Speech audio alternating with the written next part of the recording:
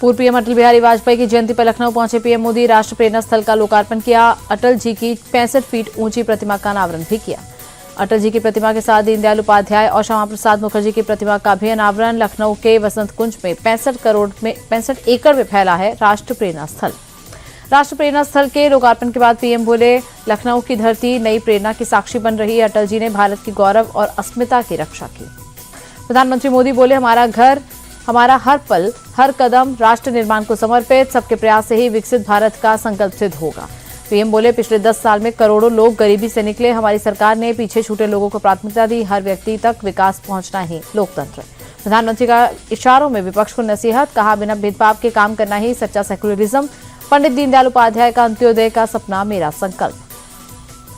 PM बोले, नीति और नियत सही हो तो कुछ भी संभव। हमने अनुच्छेद 370 की दीवार गिराई। आज भारत का संविधान जम्मू कश्मीर में भी लागू है।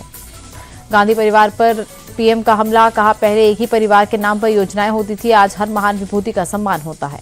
परिवारवाद पर प्रधानमंत्री मोदी ने कांग्रेस और सपा को घेरा, कहा, परिवारवादी लोगों ने राजनीतिक छुआछूत को जन्म दिया। इन लोगों ने अम्बेडकर की विरासत पर चोट किया। लखनऊ में सीएम योगी ने अटल जी को दी श्रद्धांजलि, कहा, उन्होंने देश को विकास की नई दृष्टि के साथ आगे ले जाने का काम किया।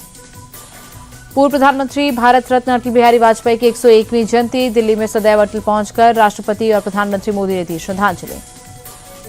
क्रिसमस के मौके पर दिल्ली के कैथेड्रल चर्च पहुंचे पीएम मोदी। प्रार्थना सभा में शामिल होने के बाद लोगों को क्रिसमस की बधाई दी। संसद खेल महोत्सव में शामिल हुए पीएम मोदी। गुजरात के जूनागढ़ में समापन कार्यक्रम के दौरान खिलाड़ियों को वर्चुअली संबोधित किया। पीएम बोले, भारत का युवा आज हर क्षेत्र में अपना परचम लहरा रहे। खिलाड़ियों के जोश उत्साह में मुझे भारत के सामर्थ्य का दर्शन हुआ। अरावली पर जारी विवाद के बीच केंद्र सरकार का बड़ा फैसला, अपने खनन की इजाजत नहीं। पूरी अरावली रेंज में प्रतिबंध समान रूप से लागू। अरुणाचल को भारत का हिस्सा बताने वाले इंडियन ब्लॉगर अनंत मित्तल के साथ चीन में बदसलूकी। शंघाई एयरपोर्ट पर 15 घंटे हिरासत में रखा, खाना पीना भी नहीं दिया। उन्नाव रेप मामले में कुलदीप सेंगर की जमानत को सीबीआई ने सुप्रीम कोर्ट में दी चुनौती। 2 दिन पहले दिल्ली हाईकोर्ट ने सजा सस्पेंड कर जमानत दी थी। असम के हिंसाग्रस्त पश्चिम बंगाल कार्बी आंगलोंग में सेना की तैनाती। हालात को काबू करने के लिए हिंसाग्रस्त इलाकों में सेना के जवानों ने फ्लैग मार्च किया। असम में पिछले 2 दिनों की हिंसा में 2 लोगों की मौत, 60 पुलिसकर्मियों समेत 70 लोग घायल। चराई जमीन पर अतिक्रमण का विरोध कर रहा कार्बी समुदाय।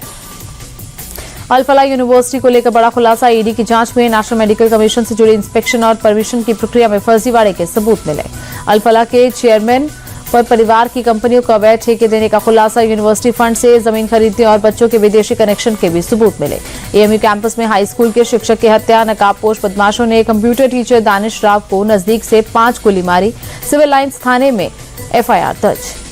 बरेली में क्रिसमस से पहले चर्च के बाहर बजरंग दल का प्रदर्शन। चर्च के गेट पर बैठकर हनुमान चालीसा का पाठ किया। जय श्री राम और हर हर महादेव के नारे लगाए। ग्रेटर नोएडा में बजरंग दल विश्व हिंदू परिषद का प्रदर्शन। बांग्लादेश में हिंदुओं पर हो रहे अत्याचारों के खिलाफ प्रोटेस्ट। बांग्लादेश में हिंदुओं पर हो रहे अत्याचार के खिलाफ लखनऊ में भी प्रदर्शन। विश्व हिंदू रक्षा परिषद ने बांग्लादेश के राष्ट्रपति का पुतला फूंका। मथुरा में महिला से दुष्कर्म का आरोपी पुलिस एनकाउंटर में गिरफ्तार। आरोपी ने पुलिस को देखते ही फायरिंग की। पुलिस की जवाबी कार्रवाई में पैर में लगी गोली। शिया समुदाय की आस्था से जुड़ा ईरानी नस्ल का बेशकीमती घोड़ा लखनऊ से चोरी। घोड़े को ढूंढने पर 50,000 के इनाम का ऐलान। पुलिस के साथ आम लोग भी तलाश में जुटे। लखनऊ में कड़ाके की ठंड के साथ जबरदस्त कोहरे की मार। विजिबिलिटी कम होने के कारण धीमी पड़ी गाड़ियों की रफ्तार। बिहार के समस्तीपुर में बीजेपी बूथ अध्यक्ष रूपक सहनी की हत्या। बाइक सवार बदमाशों ने 5 राउंड फायरिंग कर मौत के घाट उतारा। 2 संदिग्ध गिरफ्तार। बीजेपी नेता की हत्या के 1 दिन बाद भी मुख्य आरोपी पुलिस की गिरफ्त से बाहर। आरोपी की गिरफ्तारी तक परिवार अंतिम संस्कार न करने की जिद पर अड़ा।